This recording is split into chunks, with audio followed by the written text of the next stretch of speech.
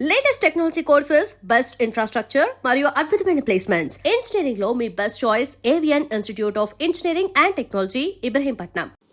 ఏదో technical issue జరిగింది, 17,000 feet అని చెప్తున్నారు వాళ్ళు చాలా క్లియర్గా. ఎందుకంటే ఫైటర్ ఎయిర్క్రాఫ్ట్ దానికన్నా పైన కూడా వెళ్తుంది చాలా మటుకు హైట్లో. కానీ ఏదో జరిగింది. వెరీ స్ట్రేంజ్లీ దాంట్లో నిన్న జరిగిన ప్రెస్ నోట్లో ఒక వర్డ్ యూజ్ చేశారు, ట్రైనింగ్ ఫ్లైట్ అంటున్నారు. సో ఐ వాజ్ వండరింగ్ ఈ వార్ జరిగే టైంలో ట్రైనింగ్ ఫ్లైట్ ఏంటనేది. సో అది కూడా ఒక క్లారిఫికేషన్ రావాల్సి వస్తుంది అనమాట. సో ఎయిర్ మార్షల్ భారతి అప్పుడు ప్రెస్ కాన్ఫరెన్స్ టైంలో చాలా క్లియర్గా చెప్పారు, losses are a part of the war. జరుగుతుంది. బంగ్లాదేశ్ వార్లో మన వైపు, అప్పుడు బంగ్లాదేశ్ వైపు మనకు ఎక్కువ ఎయిర్క్రాఫ్ట్ మనం కోల్పోలేదు, కానీ పాకిస్తాన్ వైపు మనకు ఆల్మోస్ట్ 70 ఎయిర్క్రాఫ్ట్లు పోయినాయి మనది. చాలా పెద్ద వార్ ఉండేది, చాలా రోజులు నడిచింది 71 వార్. సో ఆ 71 వార్లో మనకు ఎట్లా అప్పుడు కూడా నష్టాలు ఉంటాయి. ఏ యుద్ధం జరిగినా కానీ సోల్జర్స్ చనిపోతారు, ఎయిర్క్రాఫ్ట్ దెబ్బతింటుంది, నేవల్ అసెట్స్ మీద అటాక్ ఉంటుంది, అన్నీ జరుగుతుంది. కానీ మినిమైజ్ చేయడానికి ట్రై చేస్తారు ఏ ఆర్మీ అని. కానీ ఇప్పుడు యుక్రెయిన్ రష్యా వార్ చూడండి, 1,00,000 మంది ఇక్కడ చనిపోయారు, 1,00,000 మంది అక్కడ చనిపోయారు. We're not talking civilians, army. ఆలోచించండి, ఆర్మీ అంటే ఆర్మ్ ఫోర్సెస్ అని చెప్పొచ్చు వాళ్ళది. మెయిన్లీ వాళ్ళ ఆర్మీయే, ఎందుకంటే నేవల్ అసెట్స్ ఎక్కువ ఏరియాలు లేవు అన్నమాట. సో ఈ ప్రాబ్లం మన దగ్గర ఎక్కడ జరిగిందంటే, రాహుల్ గాంధీ కానీ మిగతా వాళ్ళు అడిగేదే స్టేట్మెంట్ చైనా అడుగుతున్నారు. సో రఫేల్ ఏమంటున్నారంటే, డసా ఏమంటున్నారు, కావాలని చెప్పి చైనా వాళ్ళ ఏజెంట్ని కూడా ఎంప్లాయ్ చేసుకున్నారు దీంట్లో. రఫేల్ అని అడుగుతున్నారు. ఎందుకంటే రఫేల్ ఈ ఎయిర్క్రాఫ్ట్ని చాలా నేషన్స్కి అమ్మారు ఆల్రెడీ. ఈజిప్ట్, ఖతార్ వీళ్ళందరూ కొనుక్కున్నారు. ఇంకా కొత్త నేషన్స్కి అమ్ముతున్నారు. సో ఎక్కడైనా డౌట్ వచ్చింది అనుకోండి, ఇప్పుడు చైనీస్ ఎయిర్ డిఫెన్స్ సిస్టమ్ ఇచ్చారు, అజర్బైజాన్కి ఇచ్చారు, పాకిస్తాన్కి ఇచ్చారు, పని చేయలేదు. మనం చూసాం కదా, మనం ఈజీగా కొట్టేసాం మొత్తం వాళ్ళ ఎయిర్ డిఫెన్స్ సిస్టమ్. ఇప్పుడు నెక్స్ట్ కంట్రీకి ఎలాంటి వాళ్ళు తీసుకోరు. అదే టైంలో మన బ్రహ్మోస్ ఇంత ఎఫెక్టివ్గా మనం యూజ్ చేసినప్పుడు ఏమైందంటే, ఆల్రెడీ ఫిలిపీన్స్ మన దగ్గర నుంచి 2 బ్రహ్మోస్ కొనుక్కున్నారు, 2 బ్యాటరీస్లో చాలా మటుకు మిసైల్స్ ఉంటుంది ఎక్స్ట్రా. 2 బ్యాటరీస్ కొనుక్కు ఇప్పుడు ఇంకా 2 అంటున్నారు. ఇప్పుడు చాలా మటుకు కంట్రీస్ గ్రీస్ అడుగుతున్నారంట మన వైపు నుంచి కావాలని చెప్పేసి. సో అమ్మొచ్చు అది. Even though it's Russian joint venture రష్యాతోని, కానీ మనకు 51% స్టేక్ ఉంది. So we have a higher say in that అనమాట. ఈ జరిగిన దాంట్లో కూడా చాలా క్లియర్గా ఏంటంటే, ఒక యుద్ధం జరిగినప్పుడు మెచ్యూరిటీ మెయింటైన్ చేసుకోవాలి పొలిటికల్ పార్టీస్. మన వైపు నుంచి చూస్తున్న బీజేపీ వైపు నుంచి దానికోసం బీజేపీ కానీ మిగతా పార్టీస్ కూడా, ఈవెన్ శరద్ పవార్ లాంటి పార్టీ కానివ్వండి, మిగతా ఈవెన్ మమతా బెనర్జీ కూడా వాళ్ళు ఎక్కువ లొల్లి చేయలేదు. రాహుల్ గాంధీ ఒక్కరే కన్సిస్టెంట్గా సరెండర్ అని చెప్తున్నారు. సరెండర్ అంటే మీ ఆర్మీ సరెండర్ అయ్యారనమాట. మోదీ కాదు, మోదీ పేరు చెప్తున్నాడు కానీ it's obviously army whereas nobody surrendered. అందరికి తెలుసు ఎవరు డీజీఎంఓ కాల్ చేశారో, పాకిస్తాన్ డీజీఎంఓ మనకు కాల్ చేశారని చెప్పి ఎన్నోసార్లు వాళ్ళే చెప్తున్నారు. మా నూర్ఖాన్ ఎయిర్ బేస్ మొత్తం పోయిందని వాళ్ళే చెప్తున్నారు. 4 F-16 పోయింది అంటున్నారు, వాళ్ళకి అవాక్స్ పోయింది అంటున్నారు వాళ్ళు. ఇదంతా వాళ్ళు ఇచ్చిన స్టేట్మెంట్సే. బ్రహ్మోస్ కొట్టినప్పుడు మాకు 30 సెకండ్లే ఉండే రియాక్ట్ చేయడానికి అని చెప్పారు. చెప్పిన తర్వాత కూడా మన వైపు నుంచి రాహుల్ గాంధీ కన్సిస్టెంట్గా అటాక్ చేస్తున్నా అర్థం కావట్లేదు. ఇప్పుడు అర్థమైంది. ఎందుకంటే చైనీస్ వాళ్ళు ఉపయోగించిన one of the agents of China was Rahul Gandhi obviously. ఎందుకంటే చాలా క్లియర్గా తెలిసిపోయింది that he was asking the same information with Chinese were asking. Chinese వాళ్ళు అడుగుతున్న అదే ఇన్ఫర్మేషన్ రాహుల్ గాంధీ ఎక్కడ పడ్డది చెప్పండి మాకు, అప్పుడు తెలిసిపోతుంది కదా చెప్తే. కానీ చెప్పరు మన వాళ్ళు. ఏ జరిగినా కానీ ఆర్మీలో, ఎయిర్ ఫోర్స్లో అన్లెస్ పబ్లిక్ ఏరియాలో వచ్చి పడింది అనుకోండి, అప్పుడు they will give a statement.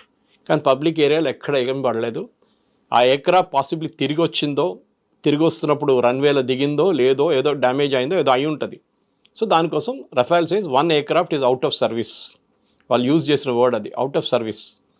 So if it is right of simple.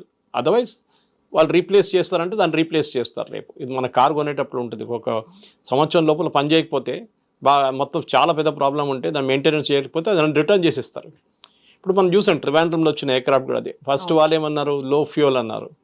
లో ఫ్యూయల్ తర్వాత చూస్తే హైడ్రాలిక్ అన్నారు. హైడ్రాలిక్ కోసం వాళ్ళ HMS ప్రిన్స్ ఆఫ్ వేల్స్ నుంచి ఒక హెలికాప్టర్ క్రూని తీసుకొచ్చారు. వాళ్ళు ట్రై చేస్తారు, వాళ్ళతో కాలేదు.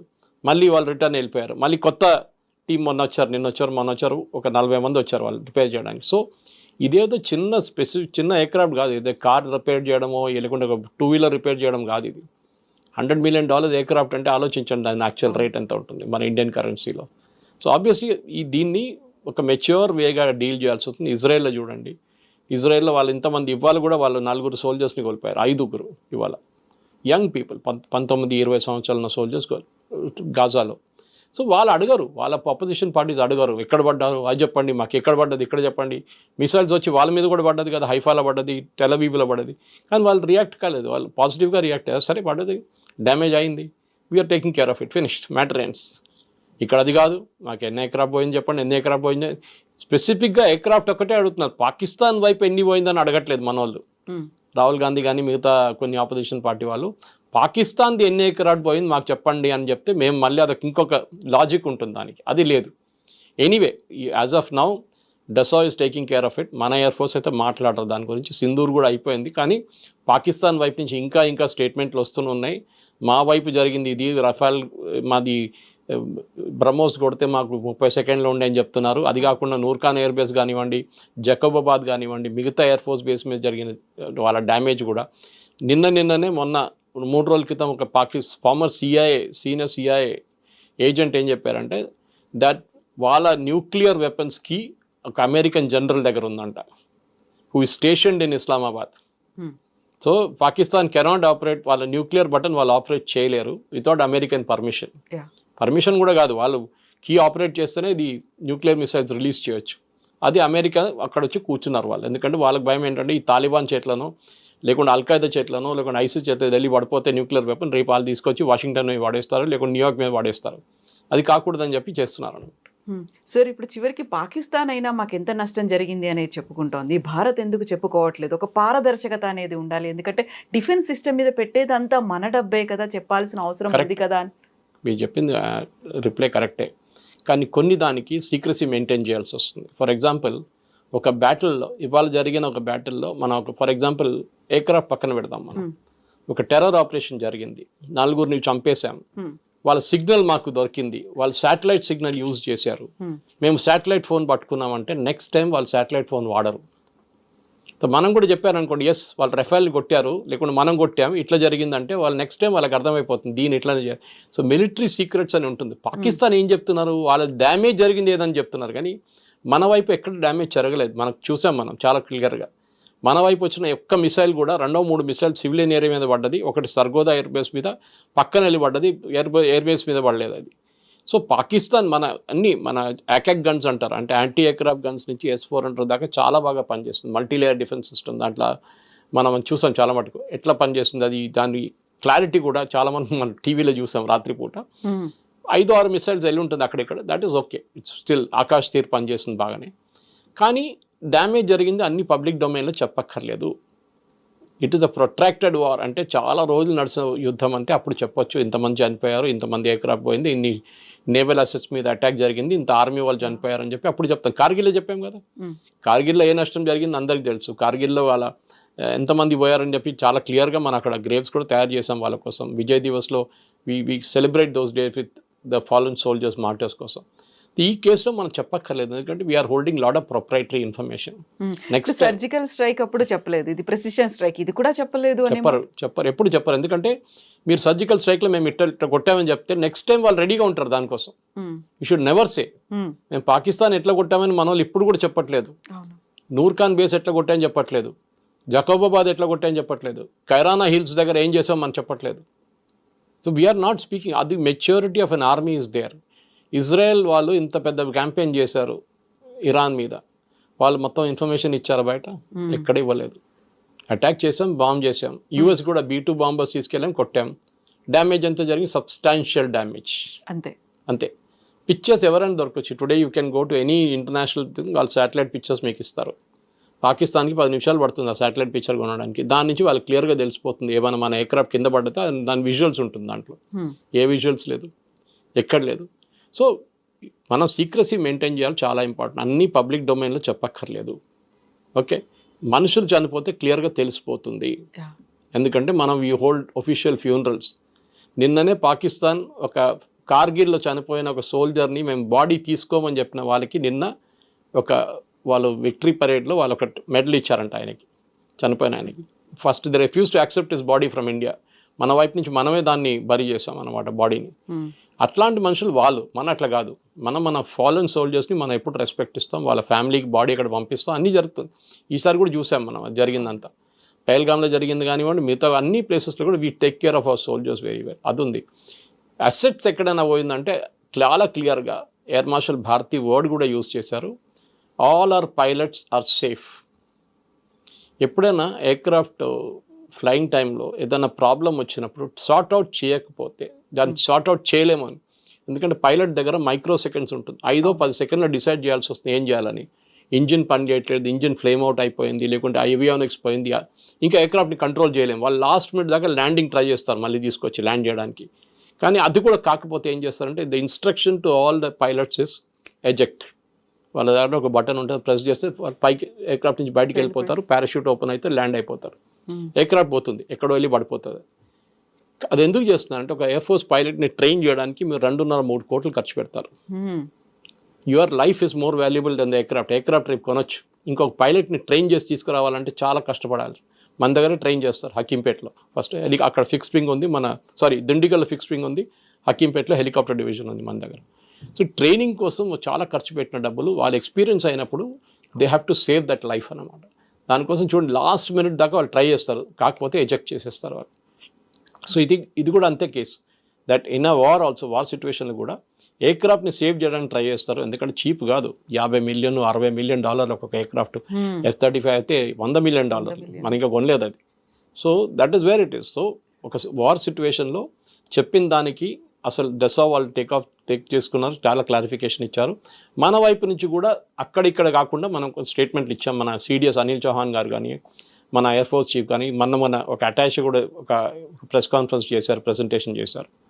సో కానీ దాన్ని కూడా మన మీడియా ట్విస్ట్ చేస్తారన్నమాట. ఏదైనా చెప్తే మోదీ గారు ఎందుకు చెప్పలేదు, మోదీ గారు ఎందుకు మాట్లాడలేదు అని మోదీ గారు చెప్పక్కర్లేదండి. ఒక డిఫెన్స్ మినిస్టర్ ఉన్నారు, డిఫెన్స్ సర్వీసెస్ ఉన్నారు, వాళ్ళు మాట్లాడతారు ప్రొఫెషనల్గా, వాళ్ళకి తెలుసు ఇట్లా మాట్లాడాలని. సరే, ఇప్పుడు మనం డిఫెన్స్ సిస్టమ్ గురించి మాట్లాడుకున్నప్పుడు ఆబ్వియస్గా టెర్రరిజం గురించి కూడా మాట్లాడుకోవాలి. టెర్రరిస్టులు అనగానే పాకిస్తాన్ బేస్డ్గానే వాళ్ళు ఆపరేట్ చేస్తున్నారు అనుకున్నప్పుడు యుఎస్ మనకు అప్పగించినటువంటి రానా చెప్పినటువంటి మాట, ఒక ట్రస్టెడ్ పర్సన్ని నేను పాకిస్తాన్ ఆర్మీకి అన్నాడు. ముంబై టెర్రర్ అటాక్స్ కావచ్చు, గతంలో జరిగినటువంటి అన్ని ఇన్సిడెంట్లో ఆయన ప్రధానమైనటువంటి భాగస్వామియే కాదు, ఆయనే చాలా క్లియర్గా ఎక్కడెక్కడ ఎవరిని డిప్లాయ్ చేయాలి అనేది కూడా చెప్పారనేది. ఎందుకని అంత ఒక ట్రస్టెడ్ పర్సన్ని అనే ఒక మాట, పాకిస్తాన్ ఆర్మీ నన్ను చాలా నమ్మింది అని ఆయనైతే ఒక స్టేట్మెంట్ ఇచ్చాడు. అక్కడే బోల్డ్ అని క్వశ్చన్స్ కూడా ఉన్నట్టున్నాయి కదా సార్. ఆయన ముంబైలో అదే దాడులు జరిగిన టైంలో ఉన్నాడా లేడా, ఎందుకని యూఎస్కి వెళ్ళిపోయాడు, దుబాయ్కి వెళ్ళాడు, ఇలాంటివన్నీ సార్. దుబాయ్కి వెళ్ళాడని చెప్పి ఎయిర్పోర్ట్లో ఒక ఎగ్జిట్ చూపిస్తుంది ఆ టైంలో, అప్పుడు ఇన్వెస్టిగేషన్ చూపిస్తుంది. కానీ దాని తర్వాత ఆయన ఇప్పుడు ఏమంటున్నా అంటే నేను రిటర్న్ వచ్చానని చెప్తాను. మనం అందరూ అనుకున్నాం అంటే పాకిస్తాన్లో వాళ్ళ హ్యాండ్లోస్తో నువ్వు కూర్చున్నాడు అనుకున్నాం మనం. డేవిడ్ కోల్మన్ హెడ్లీ కానివ్వండి, తహవూర్ రానా కానివ్వండి, ఐడెంటిఫికేషన్లో స్పాట్స్లో ముంబైలో ఆల్మోస్ట్ 20 స్థానాలు వాళ్ళు ఫస్ట్ రెక్కీ చేసుకున్నారు. Chhatrapati Shivaji terminus, Leopold cafe Taj పక్కన ఉంటుంది, తాజ్ పక్కన ట్రైడెంట్, హబాద్ హౌస్ అంటే వీళ్ళ ఇజ్రాయేలీ వాళ్ళది ఒక గెస్ట్ హౌస్ లాగా, ప్లస్ ప్రేయర్ అక్కడ చేస్తారు వాళ్ళు. అది కాకుండా మిగతా ప్లేస్లో కూడా వాళ్ళు అనలైజ్ చేసుకున్నారు ఇక్కడెక్కడ అటాక్ చేయాలని. కానీ లాస్ట్లో they నారోడ్ down to these places. Comma హాస్పిటల్కి తర్వాత వెళ్ళారు, ఇట్ వాజ్ అన్ఫార్చునేట్ థింగ్, అది ఎందుకు వెళ్ళారో ఎవరు తెలియట్లేదు క్లియర్గా. కానీ ఈ అటాక్ జరిగిన దానికి తహవూర్ హుసేన్ రానాకి మొత్తం అన్ని ప్లేసెస్ చాలా క్లియర్గా తెలుసు. ఎందుకంటే నేను దీనికన్నా ముందు కూడా బహుశా మీ ఛానల్ మాట్లాడాను, ఇంకో ఛానల్ మాట్లాడినాను. RVS మణి గారి ఒక పుస్తకం గురించి చెప్పాను నేను, the myth of saffron terror అని చెప్పి. ఆయన అండర్ సెక్రటరీ హోమ్ ఉండే అప్పుడు 26/11 జరిగినప్పుడు. దాంట్లో చాలా క్లియర్గా ఏం చెప్పారంటే the entire attack, Pakistan coordinate చేసిన అటాక్లో భారతదేశం వైపు నుంచి కూడా చాలామంది హెల్ప్ చేశారు, మన వైపు నుంచి, ఎస్పెషలీ ముంబైలో. ఎందుకంటే మీకు ఆ రోజు సాయంత్రం వీళ్ళందరూ కోలివాడాలో దిగినప్పుడు పాకిస్తాన్ నుంచి టెర్రరిస్ట్ ఇంక్లూడింగ్ కసబ్తో ఉన్న వాళ్ళు 10-12 మంది ఉన్నారు. వాళ్ళు పెద్ద పెద్ద కిట్లు తీసుకొని దిగారు. మీరు ముంబైలో కోలివాడ నుంచి బయటకు వచ్చినప్పుడు మిమ్మల్ని అక్కడ ఉన్న ఫిషర్మెన్ వాళ్ళు అడుగుతారు మీరెవరు బాబు అని చెప్పి. ఆ రోజు ఎవరు ఏం అడగలేదు, అంటే వాళ్ళతో తోడు ఎవరో ఉన్నారు, లోకల్ అసెట్. మళ్ళీ మీరు కోలివాడ నుంచి బయటకు వస్తే, if you know Mumbai very well, ఆ టైంలో ఊబర్ లేదు, ఓలా లేదు, ట్యాక్సీలు దొరకవు మీకు. ఈవినింగ్ 5-5:30 టైంలో వాళ్ళందరికీ ట్యాక్సీలు, డిఫరెంట్ లొకేషన్కి ట్యాక్సీలు రెడీగా ఉండే. ఇండియన్ కరెన్సీ అఫ్కోర్స్ తెచ్చుకుంటూ ఉంటారు వాళ్ళే. ఇదంతా ఎవరు చేయించారంటే న్యాచురల్లీ లోకల్ అసిస్టెన్స్ తీసుకున్నారు. తాజ్ మహల్ హోటల్ బయట ఒక ఛాయ్ అమ్మేటోడు ఒక మనిషి ఉండే, ఛాయ్ పానీపూరి అదంతా అమ్మేటో మనిషి, ఒక బండి ఉంటుండే ఎప్పుడు. ఆ రోజు రాత్రి తర్వాత ఆ బండి కనిపించట్లేదు, బండి లేడు, మనిషి లేడు, ఎక్కడ పోయింది తెలియదు. ఎందుకంటే ఈ ఎంటైర్ థింగ్కి ఎంక్వైరీ ఎక్కడ జరగలేదు. విల్ బి సర్ప్రైజ్డ్ దట్ ఇంత పెద్ద ఘటన జరిగిన తర్వాత కూడా భారతదేశం తరఫు రైట్ నుంచి ఒక ఎంక్వైరీ జరగలేదు. వీళ్ళేమో రాహుల్ గాంధీ అంటున్నారు పెహల్గామ్ ఎంక్వైరీ కావాలని చెప్పి. Intelligence failure. దీనికన్నా పెద్ద ఇంటెలిజెన్స్ ఫెయిలియర్ ఏముందండి? ఆ బోట్ పాకిస్తాన్ నుంచి దిగినప్పుడు మన కోస్ట్ గార్డ్ ట్రాక్ చేసుకున్నారు ఆ బోట్. మీకు తెలుసు బహుశా స్టోరీ అది. అండ్ వాళ్ళు ఇండియన్ కోస్ట్కి దాగానే ఇంకొక బోట్ని తీసుకొని దాని నుంచి వాళ్ళు ఇండియాకి వచ్చారు. ఇదంతా మన వాళ్ళు కోస్ట్ గార్డ్ అబ్జర్వ్ చేశారు. అప్పుడు చిదంబరం గారు పార్లమెంట్లో ఇచ్చిన రిప్లై ఉంది అది. Yes we were tracking that boat అని చెప్పి. నేను చెప్పట్లేదు, చిదంబరం గారు చెప్పారు పార్లమెంట్లో, డిసెంబర్లో చెప్పారు అది.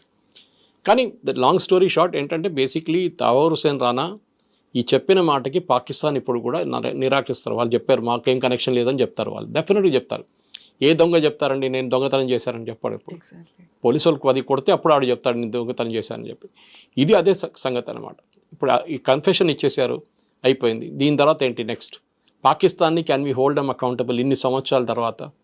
చేయాలంటే అప్పుడే చేయాలండే. We should have gone to international court of justice. లేకుంటే మన వైపు నుంచి కూడా ఒక ట్రయల్ కండక్ట్ చేసి పాకిస్తాన్లో ఉన్న ఈ హ్యాండ్లర్స్, అఫ్కోర్స్ మన అందరికీ తెలుసు, లష్కర్ తోయిబా కానివ్వండి, జైషే మహమ్మద్ కానివ్వండి, వీళ్ళు చేపించిన వాళ్ళ మీద చర్యలు చేపియాలండే. చేయలేదు, అప్పుడున్న కాంగ్రెస్ గవర్నమెంట్ చేయలేదు. తవూర్ హుసేన్ రానాని కూడా యుఎస్ పట్టుకున్నారు, మనం పట్టుకోలేదు. యుఎస్ పట్టుకున్న తర్వాత అది కూడా ఒక వీసా వైలేషన్ మీద పట్టుకున్నారు. ఓకే, ఆ టైంలోనే వీళ్ళకి డౌట్ వచ్చింది. ఎందుకంటే యుఎస్లో కస్టమ్స్ వాళ్ళు కూడా అబ్జర్వ్ చేస్తున్నారు ఇమిగ్రేషన్, వీళ్ళు ఫ్రీక్వెంట్లీ పాకిస్తాన్కి వెళ్తున్నారు వస్తున్నారు ఎందుకు అని చెప్పి డౌట్ వచ్చి అప్పుడు అరెస్ట్ చేసిన మంచి అప్పుడు జరిగిందనమాట అరెస్ట్. దాని తర్వాత ఆయన బెయిల్ రిలీజ్ చేశారు, మళ్ళీ అరెస్ట్ చేశారు ఇంకొక కేసులో. దాని తర్వాత అక్కడి నుంచి మన ఎక్స్ట్రడిషన్ ప్రొసీడింగ్స్ పెట్టాం. మోదీ గవర్నమెంట్ వచ్చిన తర్వాత మనం మన ఇంటర్పోల్ అరెస్ట్ వారెంట్ పెట్టాం. దాన్ని బట్టి చాలా పెద్ద లీగల్ బ్యాటిల్ తర్వాత దొరికారు. మన అందరికీ స్టోరీ తెలుసు అనమాట. కానీ రానా చెప్పిన అదే స్టోరీని కొరాబరేట్ చేయాలంటే చాలా క్లియర్గా పాకిస్తాన్లో ఉన్న ఐఎస్ఐ ఏజెంట్లు, అంటే ఐఎస్ఐ అంటే పాకిస్తాన్ ఆర్మీని, అది లష్కరే తోయిబా, జైషే మహమ్మద్ అంతా ఫ్రంట్ ఎండ్ వీళ్ళు. ఇన్ఫ్యాక్ట్ మీరు ఈ ఆపరేషన్ సింధూర్ జరిగినప్పుడు కూడా మీరు చూసుంటారు, ఒక ఫ్యూనరల్ జరిగింది, స్టేట్ ఫ్యూనరల్. 3 టెర్రరిస్ట్కి పాకిస్తాన్ ఫ్లాగ్ డ్రేప్ చేశారు. పాకిస్తాన్ ఆర్మీ సీనియర్ ఆఫీసర్స్ వచ్చి సెల్యూట్ కొట్టారు. పాకిస్తాన్ సోల్జర్స్ ఆ బాడీని క్యారీ చేశారు. మీరు టెర్రరిస్ట్ ఉన్నప్పుడు మీరు ఎందుకు చేస్తున్నారండి పాకిస్తాన్ ఆర్మీ? పాకిస్తాన్ ఏం చేశారంటే ఐఎస్ఐ వాళ్ళు డెప్యుటేషన్ వెళ్తారు టెర్రరిస్ట్ గ్రూప్స్కి. సో మీ మేజర్ కానివ్వండి, కర్నల్ లెవెల్ కానివ్వండి, ఈవెన్ సోల్జర్ జవాన్ లెవెల్లో వాళ్ళని డెప్యూట్ చేస్తారు టు ట్రైన్ దెమ్. వాళ్ళు ఈ స్ట్రైక్లో చనిపోయారు. ఆ మస్జిద్ లోపల వాళ్ళు కూడా ఉన్నారు ఆ రోజు మనం కొట్టినప్పుడు. సో న్యాచురల్లీ వాళ్ళ సోల్జర్స్ చనిపోయినప్పుడు వాళ్ళు టెర్రరిస్ట్ అని చెప్పి పక్కన పడేయగలరు కదా. They have to show that respect. So they did it. It's mean open admission అనమాట. మీరు అడిగిన ప్రశ్నకి ఐఎస్ఐ కనెక్షన్ ఉందంటే yes, here is the proof. Sponsor చేస్తున్నారు. ఇప్పుడు వాళ్ళు రిటర్న్ ఇస్తారని చెప్పి బిలావల్ భుట్టో చెప్తున్నారు. అది పాత కథ, అది ఏం జరగదు ఎప్పుడు. ఎందుకంటే ఫస్ట్ ఆఫ్ ఆల్ దావూద్ ఉన్నారంటే దావూద్ లేడు పాకిస్తాన్లో, దుబాయ్లో ఉన్నాడు. మళ్ళీ అంటాడు చనిపోయింది అంటారు, మళ్ళీ దావూద్ ఎక్కడ కనిపిస్తారు మళ్ళీ. ఇదంతా అందరికి తెలిసిన స్టోరీ. అది పాకిస్తాన్ FATF లిస్ట్ నుంచి బయటకు వచ్చారు ఇప్పుడే, గ్రే లిస్ట్ నుంచి, ఫైనాన్షియల్ టాస్క్ ఫోర్స్ నుంచి. దట్ ఈస్ టెర్రరిజం స్పాన్సర్ చేస్తున్న నేషన్గా. మనం ఆ ప్రెషర్ ఎప్పుడు పెట్టుకుంటూ రావాలి. మీరు చూసుంటారు పెహల్గామ్ తర్వాత ఇవాళ దాకా ఒక మేజర్ అటాక్ జరిగిందండి జమ్మూ కాశ్మీర్లో. ఎందుకు మనం అడగాల్సింది? బికాస్ ఇండియా ఏం వార్నింగ్ ఇచ్చారంటే నెక్స్ట్ టైం ఒక అటాక్ జరిగితే మా సెక్యూరిటీ ఫోర్సెస్ మీదో లేకుండా మా సివిలియన్స్ మీద నడుస్తుంది, మేము పాజ్ బటన్ ప్రెస్ చేసి మళ్ళీ ప్లే చేసేస్తాం ఇంకోసారి. Operation Sindoor will restart. We have not cease fire పెట్టగానే ఆపరేషన్ సింధూర్ ఆపలేదు. We will start the war again. పాకిస్తాన్కి అదొక భయం ఉంది ఇప్పుడు, దట్ ఇదైనా ఇక్కడ వెళ్ళి ఇవ్వడానికి కొడితే మా మీద వస్తుంది కదరా బాబు అని చెప్పి వాళ్ళు ఇప్పుడు వీళ్ళ మీద కంట్రోల్ ట్రై చేస్తున్నారు. దానికోసం Bilawal Bhutto statement that we will hand over him అని చెప్పి. ఎవరిని పాసిఫై చేయడానికి అంటారు, ఎవరిని సాటిస్ఫై చేయడానికి? They know better and we know better, అది కాదు అనే మాట. అందులో హఫీజ్ సయీద్ కొడుకు కూడా అంటున్నాడు ఆయన ఎవరు మా నాన్నని ఇవ్వడానికి అనే మాట. ఇంతకీ హఫీజ్ సయీద్ ఎక్కడున్నాడు? జైల్లో ఉన్నాడా, ఫ్రీగా తిరుగుతున్నాడా అనేది? ఇది ఏంటంటే పాకిస్తాన్ ఆర్మీ, పాకిస్తాన్లో రెండే నడుస్తుందండి, Allah and army, religion and army. Civilian అడ్మినిస్ట్రేషన్కి అక్కడ ఏఎస్ఏ లేదు. సో బిలావల్ భుట్టో కాదు, షహబాజ్ షరీఫ్ చెప్పినా కానీ టెర్రరిస్ట్ వాడిని ఓవర్ రూల్ చేస్తారు వాళ్ళు. మీరు చూసుంటారు మొన్న కూడా ట్రంప్ లంచ్కి పిలిపించింది షహబాజ్ షరీఫ్ని కాదు, వాషింగ్టన్లో వైట్ హౌస్లో అసీం మునీర్ని పిలిపించారు. They know it. Even cease fire talks నడుస్తున్నప్పుడు కూడా యుఎస్ వైపు నుంచి వాళ్ళ సీనియర్ లీడర్స్ మాట్లాడుతున్నప్పుడు, అది వైస్ ప్రెసిడెంట్ వ్యాన్స్ అయితే మాట్లాడలేదు కానీ డిఫెన్స్ సెక్రటరీ ఎవరైనా మాట్లాడుంటారు, వాళ్ళు మాట్లాడినప్పుడు కూడా అసీం మునీర్తో మాట్లాడారు. వాళ్ళకి తెలుసు పాకిస్తాన్లో ఎవరు నడిపిస్తారు గవర్నమెంట్ అనేది. సో మీరు అడిగిన ప్రశ్నకి ఇదే, దట్ వీళ్ళకి అథారిటీ లేదు, పాకిస్తాన్ ఆర్మీ నడిపిస్తున్నారు. ఇది ఎందుకు చెప్తున్నారంటే ఒక ఇంటర్నేషనల్ కన్జంప్షన్ చెప్తున్నారు. చూడండి మేము ఇంత ఓపెన్గా ఉన్నాం, మేము మా దగ్గర టెర్రరిస్ట్ ఉంటే మేము ఇచ్చేస్తూ ఉంటున్నాం. కానీ భారతదేశం ఒప్పుకోవట్లేదు అనే మాట కూడా అన్నాడు. అదే కదా మన వద్దంటామా, మనం వద్దంటామా? వీళ్ళేమంటారు అప్పుడు ఇంకేదో కండిషన్ పెడతారు దానికి, అరే మీ వైపు ఉన్న ఆర్ఎస్ఎస్ వాళ్ళని మాకు ఇచ్చేయమంటారు. అది అన్నీ వస్తుంది అట్లాంటి కండిషన్, మనకు తెలుసు ఇదంతా ఎక్కడ వేర్ ఇట్ లీడ్స్ టు అని తెలిసిపోతుంది. సమజ్దార్కు ఇషారా కాఫీ అంటారు హిందీలో, అదే చాలా క్లియర్గా తెలిసిపోతుంది. ఇప్పుడు టెర్రరిస్ట్ అనగానే మీ వైపు టెర్రరిస్ట్ ఉంది కదా, ఆర్ఎస్ఎస్ వాళ్ళు ఉన్నారు కదా, బిహెచ్పి వాళ్ళు ఉన్నారు కదా, బజరంగ్ వాళ్ళని మాకు అప్పగించండి, వాళ్ళు పాకిస్తాన్లో బలూచిస్తాన్లో బాంబు వేస్తున్నారు, మాకు అదే అప్పగించండి అని చెప్తారు. అప్పుడు ఏం చెప్తారు మనం? అప్పుడు ఓరపు అంటాం మనం, మాకు పని లేదు మీరు పెట్టుకోండి కావాలంటే మేము చూసుకుంటాం అని పని తర్వాత అని చెప్పేసి.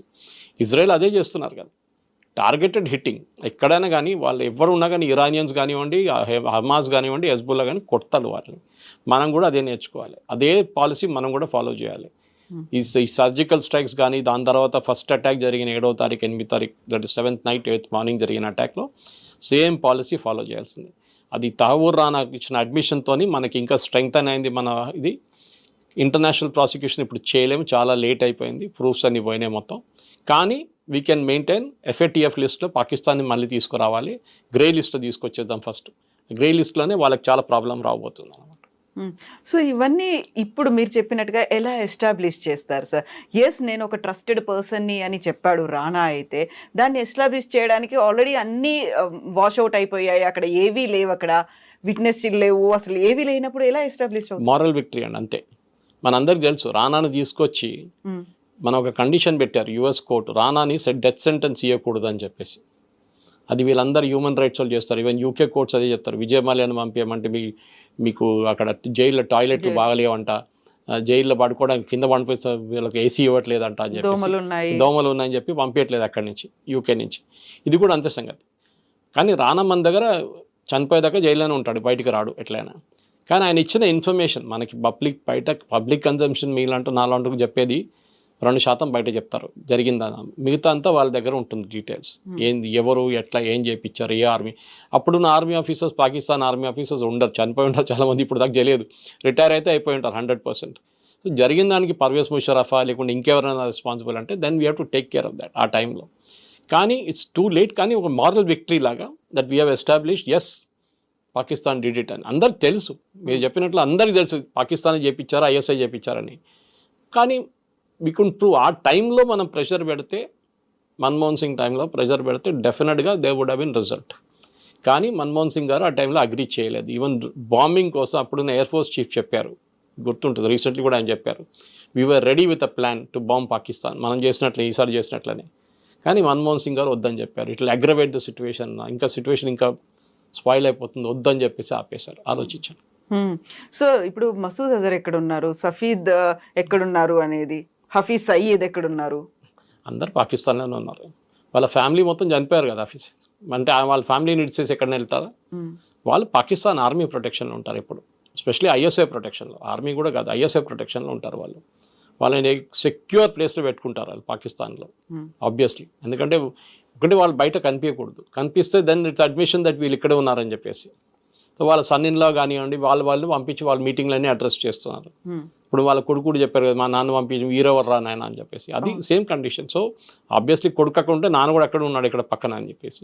కానీ బయట వెళ్ళొద్దు. ఇప్పుడు ఈ సిచ్యువేషన్లో బయట వెళ్తే మళ్ళీ ఒకటైతే మిమ్మల్ని ఇండియాలో ఏదైనా డ్రోన్ పెట్టి చంపేస్తారు, లేకుంటే ఇది జరుగుతుంది, దట్ పబ్లిక్కి చెప్తారు. ఇంటర్నేషనల్ చూడండి అక్కడే ఉన్నాడు, ఇది terrorist and designated terrorist. It is not India designated terrorist, UN designated terrorist. అది చాలా పెద్ద డిఫరెన్స్ అన్నమాట. సో బయట కనిపిస్తే Pakistan is obligated to arrest him. కానీ ఎప్పుడు చెప్తారు లోకంలో ఒక సేయింగ్ ఉంది ఇంగ్లీష్లో, 1 man's terrorist and other man's freedom fighter అని. వీళ్ళేమని చెప్తే మొన్న కూడా అసీం మునీర్ ఏం చెప్తారు, పాకిస్తాన్ కశ్మీర్లో ఉన్న ఫ్రీడమ్ ఫైటర్స్ని సపోర్ట్ చేస్తారు, అంటే టెర్రరిస్ట్ని సపోర్ట్ చేస్తారు ఇండైరెక్ట్గా. This is a common language. మనం ఒక మాట మనం మర్చిపోకూడదండి, ఇది లైఫ్ లాంగ్ జరుగుతూనే ఉంటుంది మనకి. ఈ ప్రాబ్లం ఎక్కడ పోదు. ఇంటెన్సిటీ తగ్గింది ముందుకన్నా, చూడండి మీరు, ఇంటెన్సిటీ లేదు, అంత ఇంటెన్సిటీ లేదు. 90sలో ఎర్లీ 2000 ఆ ప్రాబ్లం ఇప్పుడు లేదు. కానీ టెర్రరిస్ట్ అటాక్ ఉంటుంది. మనం కూడా ఇజ్రాయెల్ లాగా దీంతో బతకాల్సింది మనం నేర్చుకోవాల్సి వస్తుంది. కానీ ఒకటి, మన మీద దాడి జరిగితే 10 సార్లు దాని ఇంట్రెస్ట్తో సహా కొట్టాలి వాళ్ళు. సో ఇప్పుడు ఇజ్రాయిల్ అంటే లేటెస్ట్ టెక్నాలజీని డెవలప్ చేసుకుంది, అక్కడ ఐరన్ డోమ్ని డెవలప్ చేసుకుంది, వాళ్ళకి కావాల్సినటువంటి అన్ని లేటెస్ట్ టెక్నాలజీ డిఫెన్స్ సిస్టమ్ అంతా ఉంది. అలాంటి టెక్నాలజీ, అలాంటి డిఫెన్స్ సిస్టమ్ మన దగ్గర ఇండిజినియస్ టెక్నాలజీ అండ్ బయట నుంచి కూడా పెట్టుకోవాలి అంటే we have to give more budget కదా, చాలా ఎక్కువ 50,000 crores ఇచ్చారండి. దిస్ మిడ్ బడ్జెట్లో 50,000 crores అట్లీస్ట్ జూన్ జూలైలో ఇచ్చారు.